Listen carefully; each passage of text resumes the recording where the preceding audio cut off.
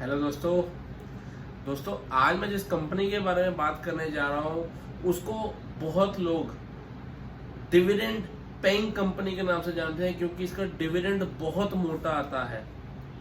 ठीक है, ये पावर कंपनीज को फाइनेंस करती है। गेस कीजिए किस कंपनी के बारे में बात कर रहा हूँ। दोस्तों मैं बात कर रहा हूँ पावर फाइनेंस कॉर्पोरेशन के बारे में। ये कंपनी क्या करती है, क्या क्या इसके फंडामेंटल्स है, क्या क्या फाइनेंशियल्स है, डिस्कस करते हैं दोस्तों। Let's get started. Power finance corporation limited is a non banking financial company engaged in business of financing companies.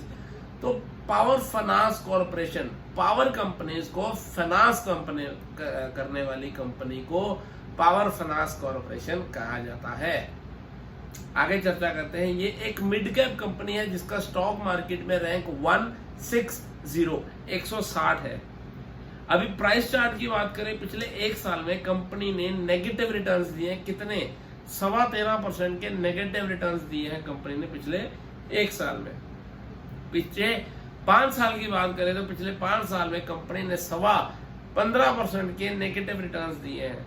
मतलब एक साल में तो नेगेटिव रिटर्न्स दिए ही दिए, पिछले 5 साल में भी नेगेटिव रिटर्न्स दिए कंपनी ने। और अगर मैक्सिमम चार्ट की बात करें सन 2007, मतलब ये लिस्टिंग इसकी 2007 में हुई होगी, 2007 से लेके 2022 तक कंपनी ने सिर्फ 90% के रिटर्न्स दिए अपने शेयर होल्डर्स को। बट सिर्फ ये मत देखिए, आप ये देखिए, आप वो लोगों से मिलिए जिनके पास पावर फाइनेंस कॉर्पोरेशन के शेयर्स लिस्टिंग से है, उनसे पूछिए कितना मोटा डिविडेंड वो अर्न कर चुके हैं। ये कंपनी जो अपने प्रॉफिट्स है उसको रिटेन नहीं करती, अपने शेयर होल्डर्स में डिविडेंड के तौर पे बांट देती है, और छोटा मोटा डिविडेंड नहीं, मोटा डिविडेंड देती है ये कंपनी।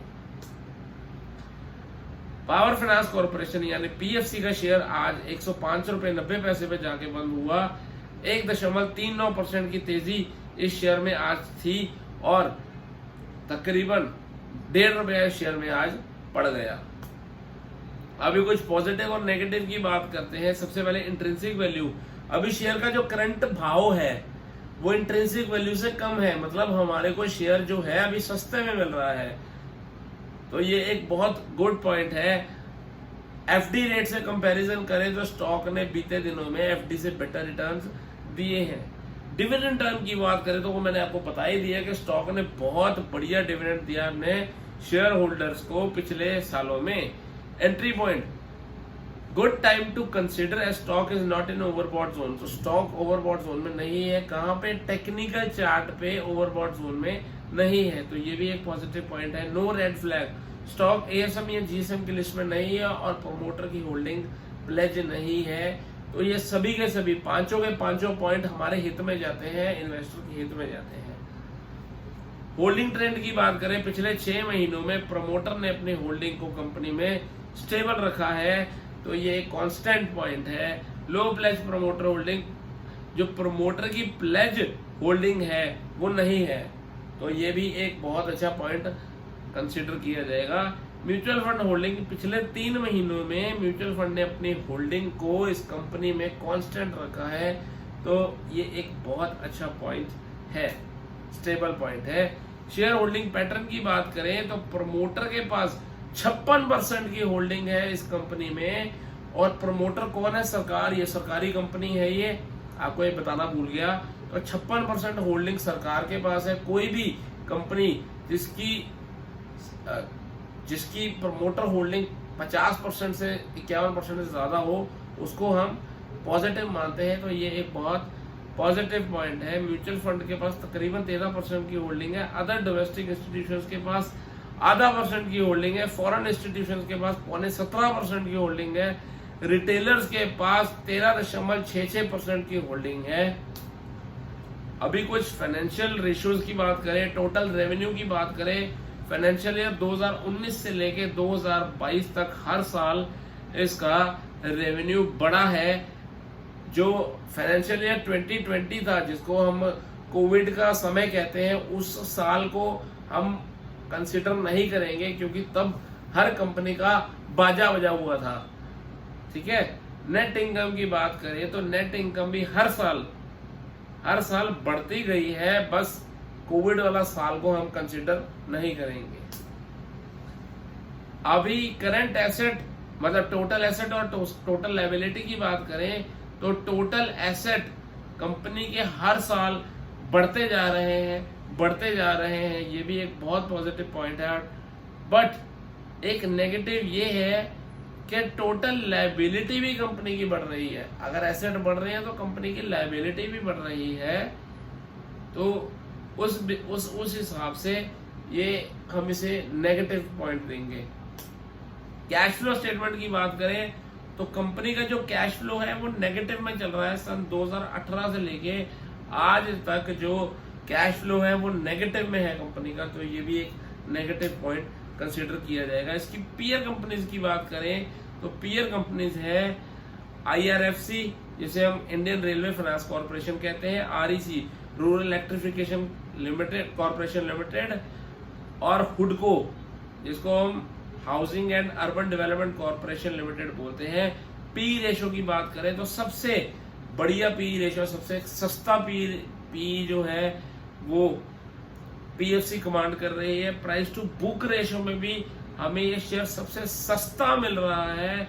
और डिविडेंड यील्ड में बात करें तो इसकी डिविडेंड यील्ड है तकरीबन 11.5% की। FD की डिविडेंड यील्ड कितनी है बताइए? 5-5.5% ब्याज मिलता है आपको एक साल बाद। अगर इसमें 11.5% मिल रहा है शेयर में तो बुरा क्या है? क्या बुरा है मेरे को बताइए। डिविडेंड यील्ड में सबसे ज्यादा डिविडेंड यील्ड है REC की। REC के बाद सेकंड नंबर पे आती है पावर फाइनेंस कॉर्पोरेशन की। अभी मार्केट कैपिटलाइजेशन के हिसाब से रैंकिंग देखते हैं कि कौन सा शेयर कौन से रैंक पे आ रहा है। तो रैंक 1 पे मार्केट कैपिटलाइजेशन के हिसाब से PFC है, नंबर 2 पे IRFC है, नंबर 3 पे REC है, नंबर 4 पे हुडको, नंबर 5 पे RVNL, नंबर 6 पे IFCI और नंबर 7 पे PTC India finance services limited. अभी फॉरकास्ट एंड रेटिंग की बात करूं तो 100% एनालिस्ट जितने भी एनालिस्ट इसको कवर कर रहे हैं सभी के सभी इसके अंदर बाइंग की रिकमेंडेशन दे रहे हैं, क्योंकि शेयर अभी करेक्ट हो चुका है। आपको टेक्निकल चार्ट्स पे सीधा लेके चलता हूं और देखते हैं कि आने वाले दिनों में हमारे को क्या टारगेट्स देखने को मिल सकते हैं और क्या पैटर्न फॉर्म हुआ है इसके अंदर। सबसे पहले ये नीचे चार्ट आया है ना, जो इसको देखिए, एक रेक्टेंगुलर चैनल का ब्रेकडाउन हुआ इस शेयर में और ब्रेकडाउन का लेवल था 105 से लेके 106 रुपए का। नोट कर लीजिए 105 से लेके 106 पे ब्रेकडाउन हुआ। किस पैटर्न का हुआ? चाहे आप उसको रेक्टेंगुलर चैनल का ब्रेकआउट बोलिए, ब्रेकडाउन बोलिए, चाहे आप हेड एंड शोल्डर का ब्रेकडाउन बोलिए, बट ब्रेकडाउन हुआ, शेयर नीचे गया। अब शेयर नेकलाइन को टेस्ट करने 105-106 के लेवल पे आया है। ये बहुत क्रूशियल लेवल है। ये जो सपोर्ट थी ना पहले 105-6 की, अब वो रेजिस्टेंस बन चुकी है और रेजिस्टेंस पे शेयर खड़ा देखा जाएगा। सोमवार को देखेंगे, मतलब पूरा हफ्ता ही हम एनालाइज करेंगे। हो सकता है शेयर एक बार 105-106 से ऊपर चले जाए, बट अगर शेयर उससे नीचे आ जाता है तो शेयर में अभी और डाउनफॉल एक्सपेक्टेड है। वो कितनी है वो बताता हूं आपको। भाई अब बात करें टारगेट्स की, तो टारगेट्स इसके निकल के आ रहे हैं 83 से 84 के टारगेट्स निकल के आ रहे हैं। बट कंडीशन ये है कि शेयर 105-106 के लेवल की अगर नीचे रहेगा फिर आपको ये टारगेट देखने को मिलेंगे। भाई अगर 105-6 से ऊपर बढ़ के चले जाता है और वीकली चार्ट में ऊपर ही रहता है तो मेरे को मत कहना यार शेयर नीचे नहीं आया। ठीक है, मैं आपको क्लियर बता रहा हूं, अगर शेयर 105-106 के लेवल से नीचे रहेगा फिर आपको 83-84 तक के लेवल देखने को मिल सकते हैं। और अगर करंट भाव से डाउनसाइड की बात करें तो 20 से 22% की डाउनसाइड इंटैक्ट रहेगी अगर शेयर नीचे रहता है तो। ठीक है, अभी अगर बात करें मूविंग एवरेजेस की तो एक जो आपको पता है 50-100 डे का जो गोल्डन क्रॉसओवर होता है वो भी नेगेटिव हो गया है। नेगेटिव होने का क्या मतलब होता है कि भाई साहब 50 डे की जो मूविंग एवरेज की लाइन होती है वो नीचे चले गई है और 200 डे की ऊपर आ गई है। ठीक है, तो ये एक नेगेटिव क्रॉसओवर में शेयर चले गया है, इसको बेयरिश माना जाएगा। बेयरिश मोड में चल रहा है शेयर। और अगर मूविंग एवरेजेस की बात करें 50 डे, 100 डे, 150 डे, 200 डे, सारी मूविंग एवरेजेस से शेयर नीचे चल रहा है। ये भी वीकनेस दर्शा रहा है अभी तक इस शेयर के अंदर। ठीक है, अगर वीडियो अच्छी लगे और इन्फॉर्मेटिव लगे तो मेरे चैनल को सब्सक्राइब कर दीजिए, नोटिफिकेशन बेल आइकन को प्रेस कर दीजिए अगर मेरे लेटेस्ट वीडियोस आप तक सही समय तक पहुंच सके। और मेरा मनोबल बढ़ाने के लिए लाइक तो कर दीजिए और इसको प्लीज शेयर कीजिए अपने फ्रेंड्स के साथ, अपने रिलेटिव्स के साथ, अपने ग्रुप्स के अंदर, ताकि आपके सारे जो सज्जन हैं जिनको आप सेंड कर रहे हैं वो अपने पैसे को प्रोटेक्ट कर सके, उनको एक स्ट्रेटेजी पता लग सके।